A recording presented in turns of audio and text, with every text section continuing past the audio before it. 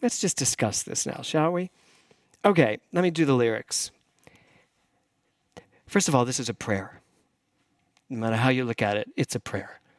May God bless and keep you always. May your wishes all come true. May you always do for others and let others do for you. May you build a ladder to the stars and climb on every rung. May you stay forever young. And of course, the whole point is may you stay forever young, which is what we're going to talk about today. May you grow up to be righteous, which doesn't mean self-righteous. It means to be on the right side of consciousness. May you grow up to be righteous. May you grow up to be true. May you always know the truth and see the light surrounding you, even now. May you always be courageous, stand upright, and be strong. May you stay forever young. And maybe my favorite line, may your hands always be busy. May your feet always be swift. May you have a strong foundation, and when the winds of change shift. May your heart always be joyful. May your song always be sung. May you stay forever young. May your hands always be busy, your feet always swift. Meaning, are you going to keep your mind activated? Are you going to keep your life activated? Yesterday was the letter L for the ABCs of GTC, and I picked the word life because my message was, we got to keep living through this, folks. We can't just sit down and wait for this to pass. We need to live through it. Live through it. Not make our way through it. Live through it. Thrive through it, right? May your feet always be swift. May you have a strong foundation when the winds of changes shift. May you have a strong foundation, meaning what do you know? What's the truth? What do you know in your mind when all of this is going on? So there we go, our second Bob Dylan song, Forever Young. The title of my talk today is The Resilient Heart. Is the Global Truth Center. The resilient heart. Look at that picture. Is that not gorgeous? Meaning the heart can move through anything and make its image known. So the message of the song, the young, they bounce back quickly. They really do. I remember a story about Will, and I've told it. I don't know if I've ever told it at church. Probably I have, or spiritual center, Nick. Yeah. About the bicycle. When Will wanted to go down a big steep drive, and I didn't want him to, and I was trying to explain to him all the troubles with it, and he kept going, I'm fine. And finally, I just gave up. And of course, Nora was sitting on her bike like, I'm not going down, let him do it. And so he went down, but halfway down, he got scared, and he threw his hands up. Not a bright thing to do with a bicycle. So he threw his hands up and went, ah! The bike went like that, threw him down the hill, and he had blood everywhere. Now, he couldn't see the blood, and he just stood up, and he was standing there. I, of course, it was like, a Friday the 13th episode, and I looked at him. I was like, you're going to be okay. And then he looked down, and he saw all the blood, and he just went ballistic, screaming, no! And he just went nuts, and I just held him. And all I kept thinking was child services any moment should be coming in and saying, what were you thinking, letting him go down that hill? But here's the deal. By that afternoon, he was back, bounced back. He had bandages everywhere. He's like, I want to do it again. I was like, no, we're not doing it again. But the young, they are so resilient. They just bounce back. They don't think about all the stuff that they haven't been taught to think about. You and I, adults in this room, we allow principle to be bound by precedent. We allow precedent to make us fearful. We allow the things we've been told to actually be truthful in our minds when a lot of it's not. So that brings me to one of the young, 33 is pretty young, Jesus. Jesus was pretty young. May you stay forever young. Jesus of Nazareth stays in our hearts and our minds as a 33-year-old man. We all remember the younger stories of Jesus, but the big one is when he was 33. I think of my own daughter, Nora. I will always think of Nora as 19. She's never going to grow older in my mind. She will always be that 19-year-old girl who on the day she passed was laying in you remember this, Matthew, laying in the driveway out there with a hoodie on, laughing when I drove up to church. You were all around her and you were all laughing. She's laying in the driveway, in the middle of the driveway. And I was just like, get up, we have rehearsal. But I will always think of her as that young 19-year-old. She will stay forever young. I won't, because I will go to whatever, 100, 110, 120, who knows. I will always be whatever I am in that given moment. So Jesus, going back to Jesus, today is Palm Sunday. And usually I would probably rent a donkey and come in here on a donkey just to, thank you, Jason, just to make my point of how Jesus rode into town on a donkey, apparently, just like that, on a donkey, on Pops. No, he was sideways, of course, because he was in touch with his inner feminine. Yeah, and he had a dress on. So, yes, so Palm Sunday, Jesus drove in a Maserati.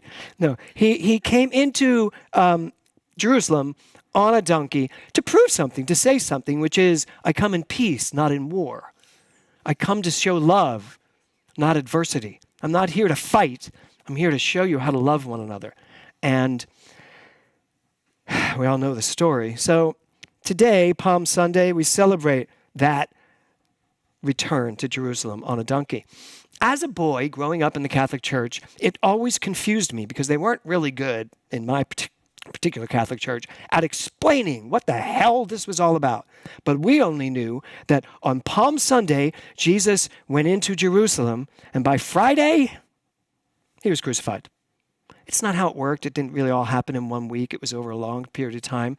But around 260 AD, 260 years after his death, some congress of the Christians made up this whole thing. And this whole thing about Easter even, and all of it was all made up somewhere around 260, 300 AD into the 300s, what? First Council of Nicaea. Yes, First Council of whatever, I say Congress. So they made this up, and now we celebrate it as though that's how it happened, but it's not. So that just says to me, we are bound by stories.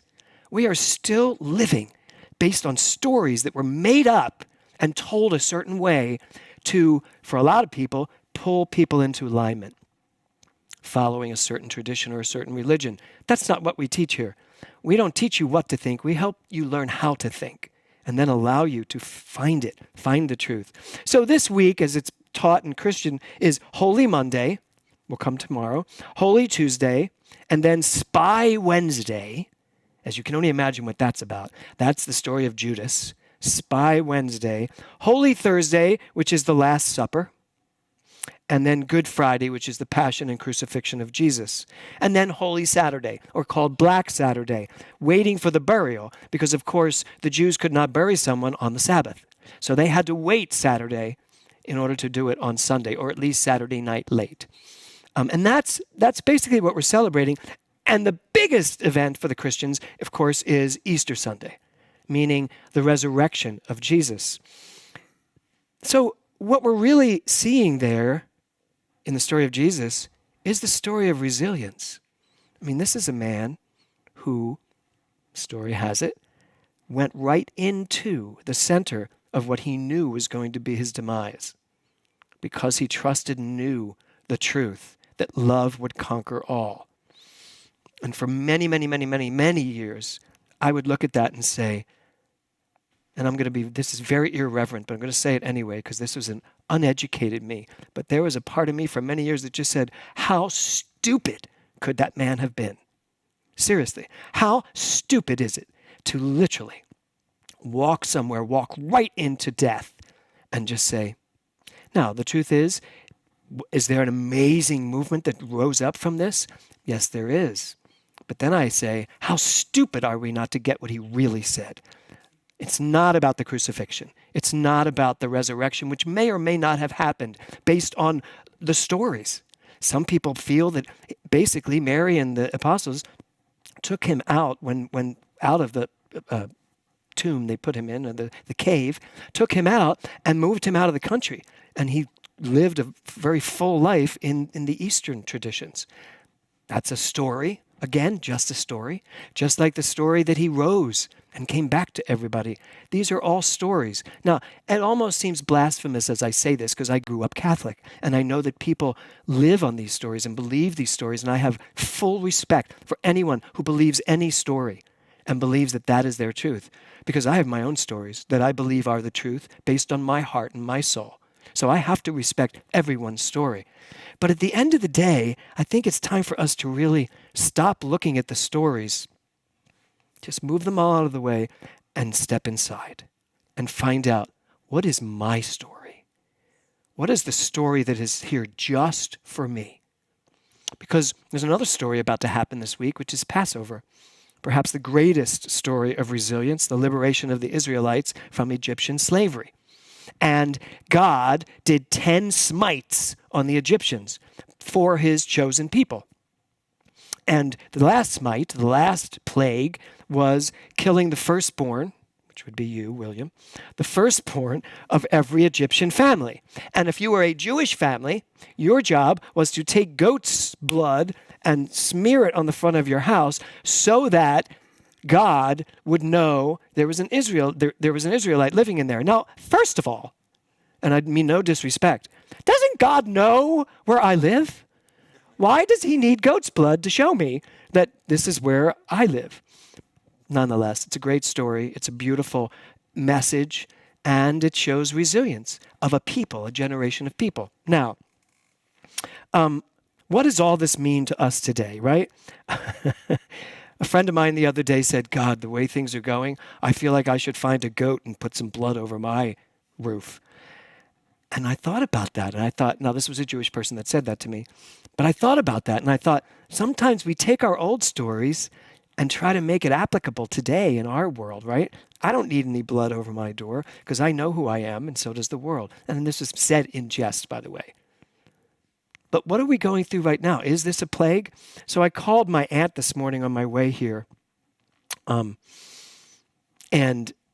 she's at home, obviously. She's an older woman. She's in her late 80s. She has a lot of immunity problems, so no one's allowed near her. It's just her and her husband in the house, Aunt Jerry and Al. And she basically said to me, she said, Jimmy, and I meet her on her own terms. She said, Jimmy, why is God doing this? We are his chosen people. And I stopped her. I went, wait, is this the Jewish you telling me you're his chosen people, or are we all his chosen people? And she's like, oh, you jerk. All of us, we're all his chosen people. I said, okay, good. Just checking. And so she said, why is he doing this to us, though? And out of my mouth came, you know what? It's just an extension of the Tower of Babel. In my own head, I'm going, what? And so she said, what? The Tower of Babel? I said, yeah, remember? Mankind got out of hand with thinking how powerful they were. Story, by the way. So much so that as they got close to God, before they could actually reach up to where God was, he smited them with all different languages, and that's why we're all separate people. We're all separate. Nobody can understand each other. Well, we're still living in that era of the Tower of Babel. Nobody's understanding what anybody's saying. No one respects each other. Everybody's God is the only God. And Sheriff's like, she's like, well, how? She's from Philly. She's like, well, how is that? What does this mean? I said, because now I think God's finally had enough of it all, speaking to her on her terms. I said, I think God's had enough of it all. And I think he finally said, that's it. Now I'm going to give you something to make you all speak the same language and get along for God's sake. And she went, oh my God, it is the Tower of Babel. And she goes, I got to get off the phone. I got to call my girls and tell them this. So somewhere in Philly, this Tower of Babel story is about to go. That's what I'm knowing. So, and actually my cousin Michelle watches. This is your mother that I told this to. So I honestly I don't think God's somewhere deciding how this all happens, but I do believe that this is here to give us the common denominator to show us that we are one people. Stories, they cause our hearts to be heavy, and they associate our heavy hearts with things out here. That's a story, another story. We do not have to live stories. What we do have to live is the truth. Pope Francis today, he said, he had to do Mass on Zoom, or however he did it. And it was so cute watching this Pope talk into a camera, but he was reading, and then every now and then he would look up into the camera and back down. And I just thought, this is so sweet, watching this extraordinarily powerful man be brought to the same place we all are. So, and the quote I got from him that I loved was, thought and spirit can go far only with the creativity of love. So my mind, my spirit, who I am, the only thing that allows it to keep moving is when I remember who I am. And that means that I love only.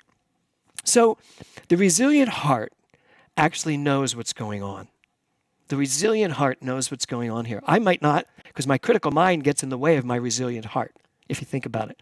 Sometimes I'm so busy freaking thinking it out, I don't let my heart tell me what it is.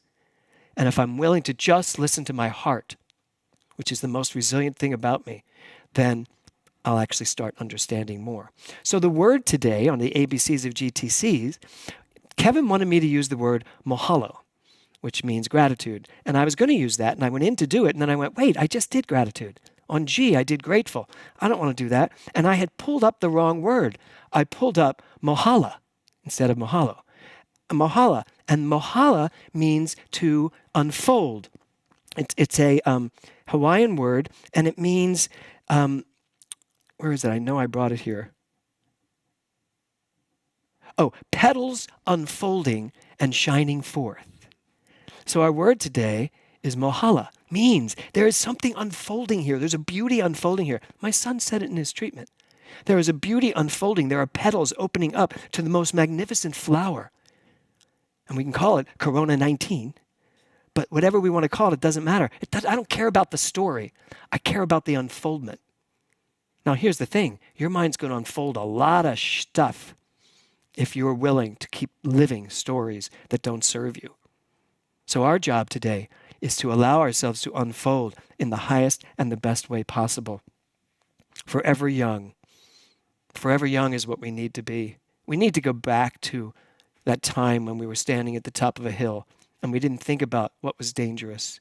We just went down it and maybe learned a lesson or two, because he didn't go down that hill again for a very long time until he was a teenager, early teenager, and we were going bike riding, and he said, hold on, and he went down that hill. Perfectly, beautifully, skidded into it, put dirt up into the air, and then Nora went down it too, right? And then they were both like, you should go down it. I was like, nope, come on back up, let's go. But then I did go down it, if you recall. And I was scared to death all the way down it. But sometimes we have to look fear in the face and just do it. Just do it. And I'm not up here suggesting we all do dangerous things. Your heart will always lead you in the right direction. I believe Will's heart led him in the right direction that day. I believe something in him said, I'm so afraid of this, I'm going to do it anyway. And did it, fell, got up, healed, and did it again. Sometimes we fall, and sometimes we bleed, and sometimes we make mistakes. But those mistakes are nothing more than the consistent journey that takes us through to the time when we understand what it was. So whatever's going on right now, I don't care what it is important for us to allow it to unfold, but to design it in such a way that you unfold with a forward momentum that takes you to your highest and best place. Because who are you going to be at the end of this? That's an important question. Are you going to just be the same person that was at the beginning of it? Or are you going to use this time to unfold yourself in a bigger way, in a more profound way? You are resilient. Your heart is resilient. Everything about your mind and your soul is resilient. You will bounce back. I don't think you've ever bounced forward. You will always be what you are right here and right now, fully capable, fully able to handle whatever comes your way. This is what I know. This is the message for today. Resilience is the message for the month, and Mohala is the message for you. Namaste.